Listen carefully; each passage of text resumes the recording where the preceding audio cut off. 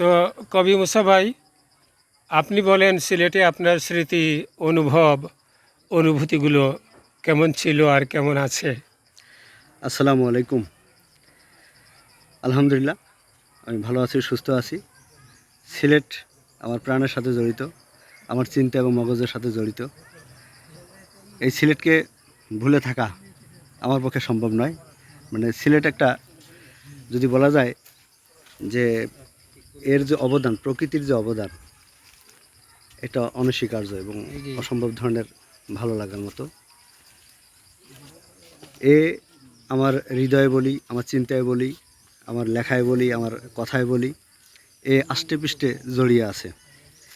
আজকে যখন আমি প্রায় 7 মাস পর সিলেটে ঢুকলাম, যখন গাড়ি থেকে প্রথম নামছি, বিলিভ ইট অর নট, যেন মনে হচ্ছে যে এই চুম্বক এবং চুম্বক জাতীয় কোনো পদার্থ যখন কাছাকাছি হয়, যে চুম্বকীয় আবেশে আকর্ষিত হয়, একে সেম অবস্থা যেন আমার হয়েছিল।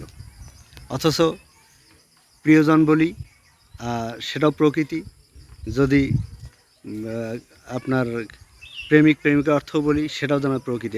এখানকার মানে যেমন মানুষ, তেমন প্রকৃতি, তেমন এখানকার ঐশ্বরিক বিষয়াদি জড়িত। এখানকার আমার কর্মসূত্রে যদি আমি প্রায় 10 বছর প্লাস ছিলাম, সে সূত্রে সিলেটের প্রত্যন্ত অঞ্চলে আমার যাওয়ার সৌভাগ্য হয়েছে। শাহজালাল শাহপরানের মাজার থেকে শুরু করে এখানে দর্শনীয় যতগুলো প্লেস আছে, আমার প্রত্যেকটা স্পটেই আমার পদচারণা আছে।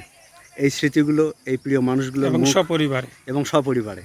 এবং কিছু মানুষের মধ্যে অন্যতম আমার শ্রদ্ধেয় কবি, সাংবাদিক চৌধুরী আমিরুল হোসেন ভাই। এনার কথা না বললেই নয়। ইনি প্রত্যেকটা, এই যে আমি যখন নামছি গাড়ি থেকে, নেমেই দেখি যে ভদ্রলোক দাঁড়িয়ে আছেন। এই বয়সেও এই যে নিবেদিত প্রাণ, এটা কয়জনের ভাগ্যে জোটে, আর কতজনই বা পায়। আমরা আপনাকে খুব মিস করি। আমরা তো ভেবেছিলাম সিলেটে রেখে দিব আপনাকে সারা জীবন।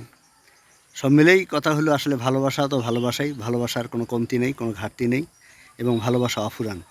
এই ভালোবাসার মাঝেই একজন লেখক, একজন কবি, একজন ভালোবাসার মানুষ টিকে থাকে যুগ থেকে যুগে, যুগান্তর থেকে যুগান্তরে। এবং আমার মনে হয় আপনি সৌভাগ্যবান, একজন গৃহিণী পেয়েছেন আপনার মনের মতো, কবিতার মতো, হ্যাঁ, এই এটা প্রকৃতির মতো।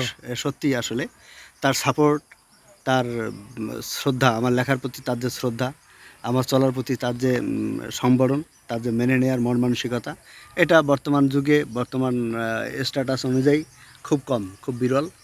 যে এত কিছু সংসার সন্তানাদি সব সামাল দিয়ে সে আমাকে ব্যাপক সময় দেয়। আমি যেখানে যাই সেখানে সে কিন্তু ওই আঠার মতোই লেগে থাকে বলা যায়, এবং ছায়ার মতোই সে আমার মধ্যে বিরাজ করে। যাক, তার জন্য দোয়া করবেন, সে যেন সুস্থ থাকে। সব মিলেই যেন আমার সবাই যেন সফল কাম হয়।